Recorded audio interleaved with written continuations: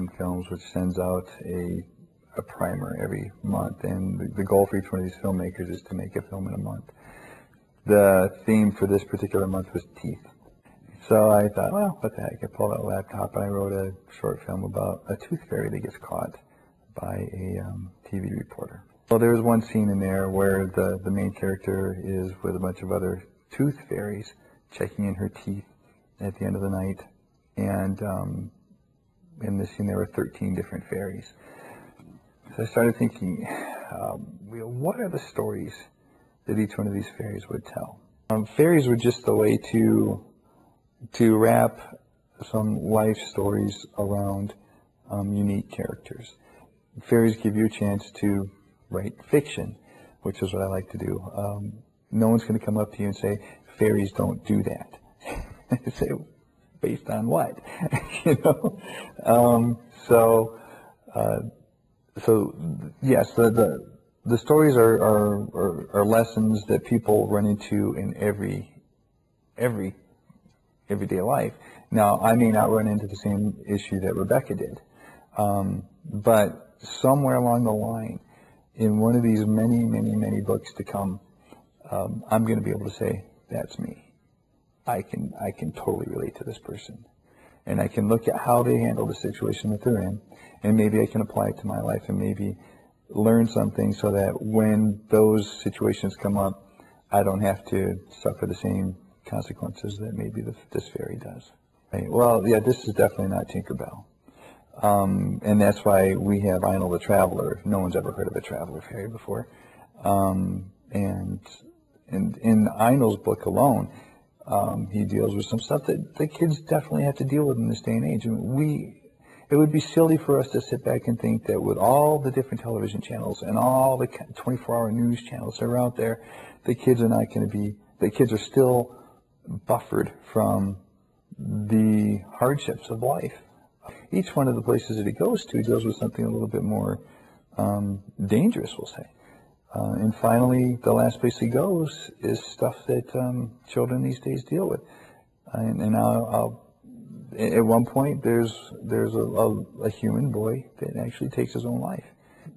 It's handled very subtly, but to say that the kids don't have to deal with stuff like that is completely wrong. 2 years ago, a 14-year-old boy 2 houses over from me killed himself. I knew him all his life. The kids know it's out there. They know it's there. So how can we help them handle these situations? You can, well, hopefully give some reason to it. I think they're directed toward anybody who wants this message. I mean, definitely there are some children. My 5-year-old son probably isn't ready or won't understand all of the messages in here. He would still like the story, and he does like the story. But he has a lot of questions that you can't really answer. But adults have read this and liked it a lot too. And I've been told by some people that there are definitely messages in here that are for all age groups. So we don't want to really, I'd rather not pigeonhole this as a children's book, because it really isn't a children's book. It's a book for anybody who wants to sit down and, if they choose to, read an entire book in a day and take something from it. Well, my feeling about writing is that I've got a lot of feelings about writing. One of them, though, is that everybody has one story to tell. Every person in the world has one good story to tell. Writers are surrounded by stories. They see them and they can draw from it and interpret the situation and hopefully come up with a story that's worth sharing. I honestly and truly try to put myself in someone else's shoes before I react to something. I constantly think, what good can come of my actions, rather than just going off and doing something. Seeing life, looking around and trying to experience things, you start to sort things out and say, okay, this is something I think is really important, and this is a message I would like to share with other people.